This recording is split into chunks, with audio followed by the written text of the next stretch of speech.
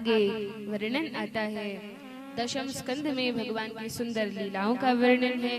फिर 11वें स्कंद में वैराग्य का, ज्ञान का बड़ा सुंदर उपदेश दिया गया है।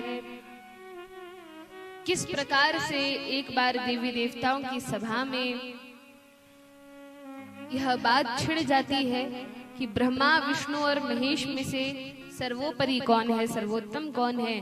तब भृगु ऋषि को भेजा गया और भृगु महाराज जब जाते हैं देखने के लिए कि कौन से देवता सबसे अधिक महान है, सर्वोपरि है, तो कहा कि सबसे पहले ब्रह्मा जी के पास गए। ब्रह्मा जी के पास गए। ब्रह्मा जी तो पिता ही हैं भृगु जी के, भृगु महाराज के। तो ब्रह्मा जी के पास गए। अब देवी देवताओं ने भृगु महाराज को भेजा था कि आप तीनों देवताओं की परीक्षा लीजिए, कौन से देवता सर्वोपरि है। तो सबसे पहले ब्रह्मा जी के पास गए और ब्रह्मा जी के पास जाकर उन्हें प्रणाम नहीं किया। जब ब्रह्मा जी को प्रणाम नहीं किया तो बड़ा रोष हुआ, बड़ा क्रोध हुआ। अरे मेरा पुत्र है, इसने मुझे प्रणाम नहीं किया। क्रोध आ गया और जैसे ही क्रोध आया भृगु महाराज वहां से निकल गए। यही तो परीक्षा थी कि कौन कितना अधिक अपने क्रोध पर, अपने अभिमान पर नियंत्रण रखता है, यही परीक्षा लेना था। तो देखा कि पिताजी को क्रोध आ गया, भृगु महाराज वहां से चुपचाप निकल गए। आगे गए तो कैलाश पहुंचे। कैलाश में जाकर भोलेनाथ को प्रणाम तो किया ही नहीं, साथ में अपशब्द और कहने लगे, अरे तुम्हारा तो कोई घर नहीं है, तुम्हारा तो कोई काम धंधा नहीं है, तुम दिन भर बैठे रहते हो, बस श्मशान में जाकर, विश्राम घाट में जाकर बैठ जाते हो, भस्म लगा लेते हो, और पता नहीं क्या क्या कहने लगे। अब तो शिव जी को क्रोध आ गया। जो शिव जी काम पर विजय प्राप्त कर सकते हैं, वे शिव जी क्रोध कर देते हैं और श्राप देने के लिए, मारने के लिए उद्यत हो जाते हैं। अरे भृगु जी, आप अपनी मर्यादा छोड़ रहे हैं, आपको पता नहीं कैसे बात करनी है वैष्णवों से, भक्तों से।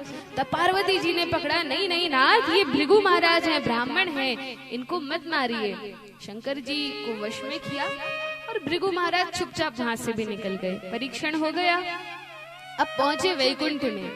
जब वैकुंठ में गए तो ब्रह्मा जी को तो केवल प्रणाम नहीं किया था तो वे क्रोधित हो गए, भोलेनाथ को अपशब्द कहे तो वे क्रोधित हो गए, लेकिन भगवान विष्णु के पास जाकर कुछ नहीं कहा, कुछ नहीं बोला, प्रणाम प्रणाम तो सब दूर रहा। सीधे गए, लक्ष्मी जी चरण चाप रही थी, चरण सेवा कर रही थी, और जाकर अपना पांव उठाया और भगवान विष्णु के सीने पर दे मारा जोर से। अब जैसे ही मारा, और कोई देवता होते तब तो क्रोध में तिल मिलाकर श्राप ही दे देते, लेकिन भगवान विष्णु ने क्या किया?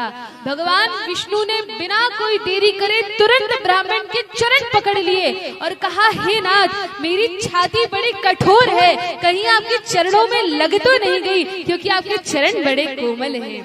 और तब भृगु महाराज ने कहा, वास्तव में भगवान विष्णु की जो महिमा वेद शास्त्र गाते हैं उससे भी कहीं अधिक है। कितना धैर्य और कितना प्रेम भगवान में है, कितने भक्त वत्सल हैं। और तब भगवान को प्रणाम किया और भृगु जी वहां से निकल गए। तब प्रमाणित हो गया कि तीनों देवों में सर्वोपरि कौन है। कहा, भगवान विष्णु सर्वोपरि है। अब ऐसा भी नहीं है कि भोलेनाथ को क्रोध आ गया था और उन्होंने भृगु जी का अपमान किया। वास्तव में भोलेनाथ भी बड़े अद्भुत भक्त हैं, जानते ही रहे होंगे कि हाँ, भृगु जी इस प्रकार से परीक्षण के लिए आए हैं, लेकिन ये भोलेनाथ भी भगवान की महिमा को स्थापित करना चाहते हैं, इसलिए इस प्रकार से क्रोध दिखलाते हैं।